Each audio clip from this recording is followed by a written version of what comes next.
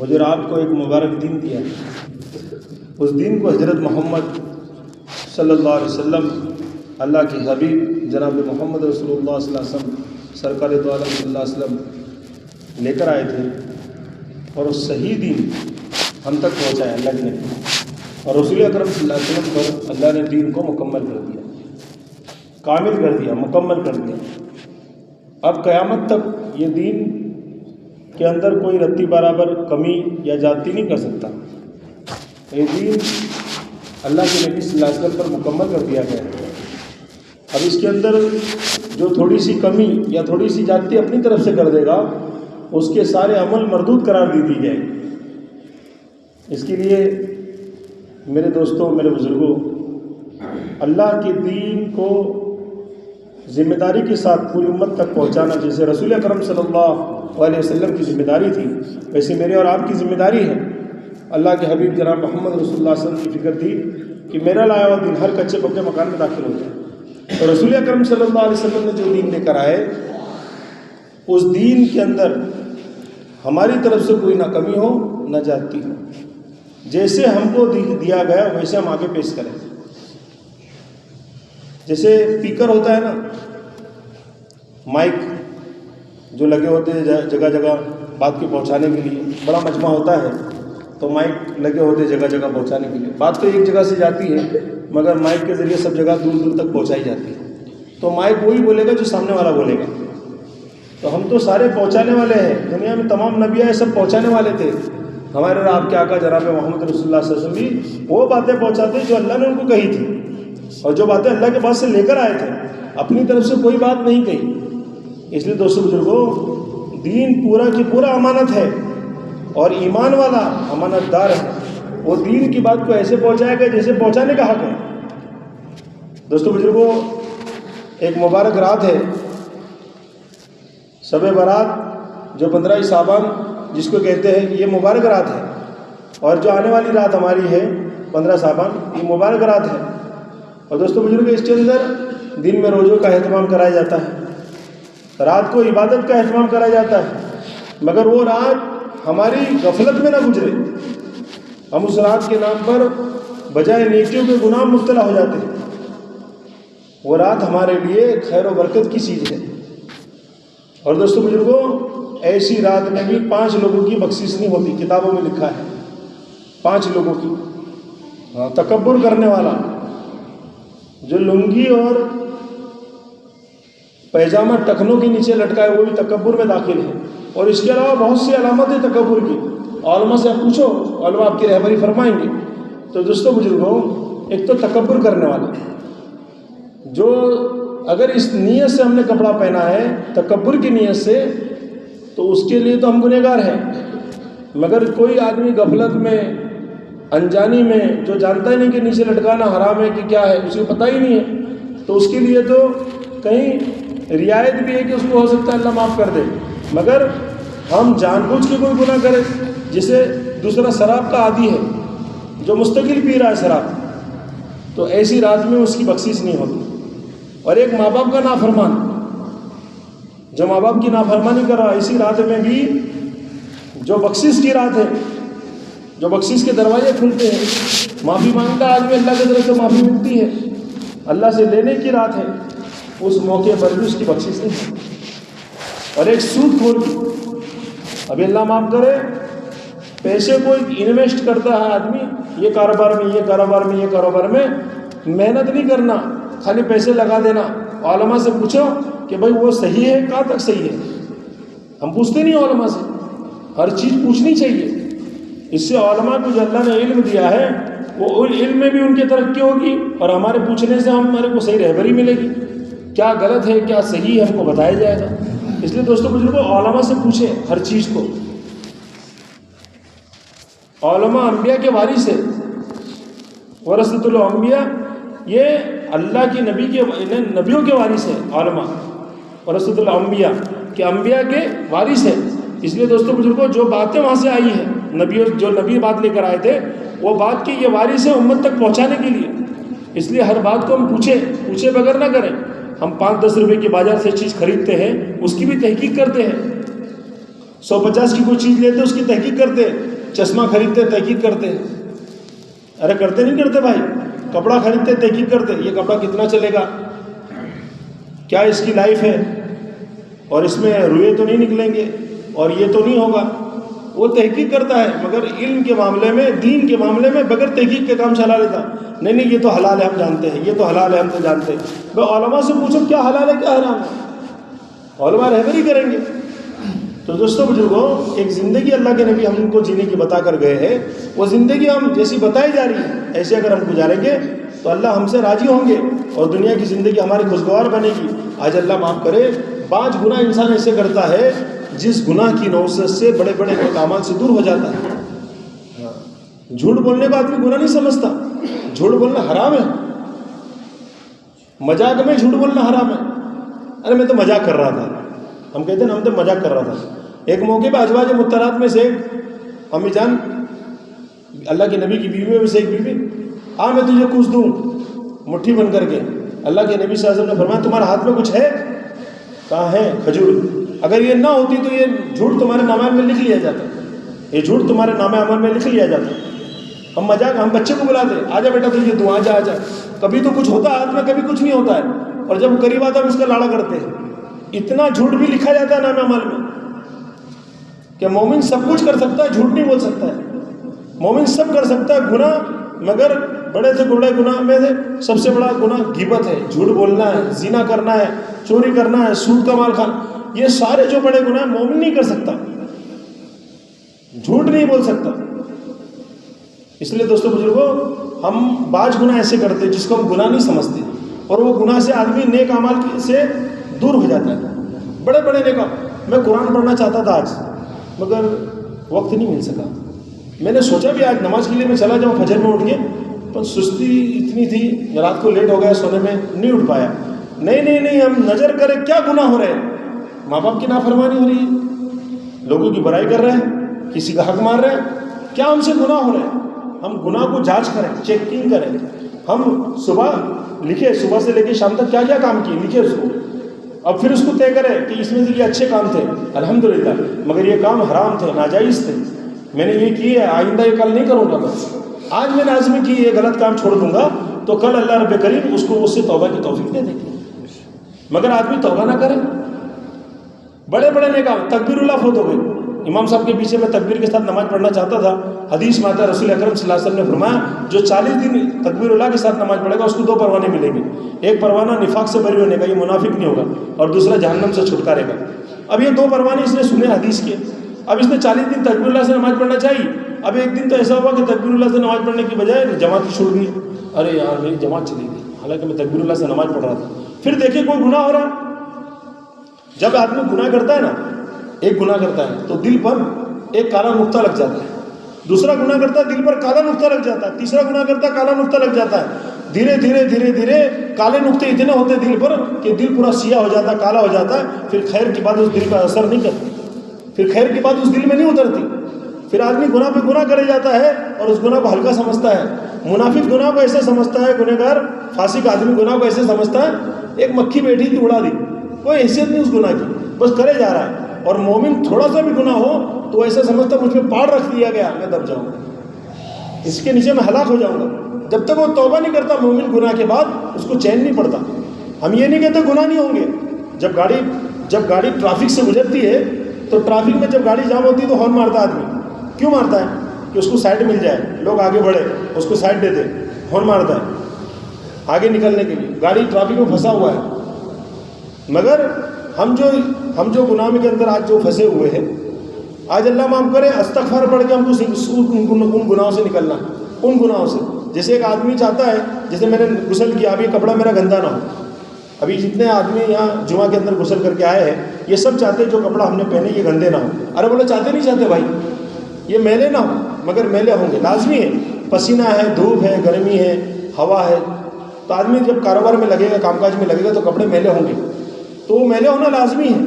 مگر میلے کے ساتھ آدمی اس کو دھوتا ہے، کیا کرتا ہے؟ اس کو پھینک نہیں دیتا کہ میلے ہوگا پھینک دو اس کپڑوں کو، ابھی کوئی کام کی نہیں رہے، نہیں دھلائی کر کے اس کو صاف۔ ایسے انسان سے گناہ ہوں گے، کیونکہ گناہوں کے ماحول میں ہم لوگ ہیں۔ میں یہ نہیں کہتا کہ ہم فرشتے، ہم سے گناہ نہیں ہوں گے، گناہ ہوں گے، مگر بہترین گنہگار وہ ہے جو توبہ کرے. کیا کرے؟ اور توبہ کا دروازہ موت تک کھلا ہے. ہاں یہ نہیں کہ ہم کو گناہ کرنے کا سرٹیفکیٹ مل گیا تو گناہ ہی کرتے رہے. ہم گناہ سے بچنے کی کوشش کریں. جیسے کانٹے دار درخت ادھر سے بھی ہے اور ادھر سے بھی ہے اور بیچ میں سے مجھے گزرنا ہے, تو میں اپنے دامن کو ایسے بچا کے نکلوں گا کہ میرے کپڑے کا کوئی دھاگا کھینچا نہ جائے, کہیں میرا کپڑا اٹک نہ جائے. تو اپنے دامن کو بچاتے بچاتے بچاتے میں نکلوں گا. بولو نکلوں گا نہیں نکلوں گا؟ ایسے گناہوں سے اپنے آپ کو زندگی کے اندر بچاتے بچاتے آخرت تک پہنچنا. اس کو کہتے ہیں تقویٰ. ہماری زندگی, اللہ متقی کو پسند کرتے ہیں کہ آدمی متقی پرہیزگار ہو, کہ گناہوں سے بچ رہا ہو. کسی نے کہا تو اللہ کا دوست بننا چاہتا ہے؟ ہاں بولے میں بننا چاہتا ہوں. تو اللہ کا اگر دوست بننا چاہتا ہے تو گناہ چھوڑ دے. یوں نہیں کہا نیک عمل کر, یوں نہیں کہا, یوں کہا تو گناہ چھوڑ دے. جب آدمی گناہ چھوڑ دے گا تو نماز چھوڑنا کیا ہے؟ حدیث میں آتا ہے رسول اکرم صلی اللہ علیہ وسلم نے فرمایا کبیرہ گناہ ہے. اللہ کے رسول نے ایک جگہ فرمایا جو نماز چھوڑ دے اسلام میں اس کا کوئی حصہ نہیں. ایک جگہ رسول اکرم صلی اللہ علیہ وسلم نے فرمایا کہ ایک فرض نماز جان بوجھ کے جو چھوڑ دیتا ہے اس کا نام جہنم کے دروازے میں لکھ دیا جاتا ہے اور اس میں اس کا جانا ضروری ہے. ایک جگہ رسول اکرم صلی اللہ علیہ وسلم نے فرمایا جو ایک نماز فرض ادا کرتا ہے 3,35,54,432 نیکی اللہ اس کے کھاتے میں لکھ دیتے ہیں. تو دوستوں بزرگوں گناہوں سے اپنے آپ کو بچانا. پھر دیکھو نیک عمل کی توفیق ملے گی. جب ہمارے مفتی احمد خان پوری صاحب فرمائے تھے دامت برکاتوں کہ جب حرام کا لقمہ جسم کے اندر جاتا ہے تو آدمی نیک کام کرنا چاہتا ہے, توفیق چھین لی جاتی ہے, توفیق نہیں ملتی. اور جب مال حلال اندر جاتا ہے تو یہ نیکی نہ کرنا چاہتا ہے تو بھی نیکی کی توفیق اللہ دیتے اس کو, کیونکہ مال حلال کا اثر ہے. اس لیے صدیق اکبر رضی اللہ عنہ غلطی سے ایک لقمہ سخت صبح والا جو غلام لے کر آیا تھا, کھا لیا. ہم کتابوں میں سنتے ہیں الٹی کر کے نکالا اس کو, کہہ کر کے بھوک کی حالت میں ایک لقمہ گیا, پتہ چلا کہ بغیر تحقیق کے کھا لیا. تحقیق نہیں کہ کہاں سے آیا, بس کھا لیا. تو ایک پیالہ پانی منگوایا, پیتے رہے اور اس کو وامٹ کرتے رہے. وہ لقمہ جب تک نہیں نکالا ان کو صبر نہیں آیا. کسی نے کہا بھوک کی حالت میں پیٹ خالی تھا, اس کے اندر ایک لقمہ گیا, کیسے نکلے گا؟ بڑا کٹورا پانی کا منگایا, نکلوایا اور کہا یہ لقمہ میری جان کے ساتھ بھی نکلتا نکال دیتا. میرے آقا نے فرمایا جناب محمد رسول اللہ صلی اللہ علیہ وسلم نے جو جسم مال حرام سے پرورش پائے اس کے لیے جہنم بہتر ہے.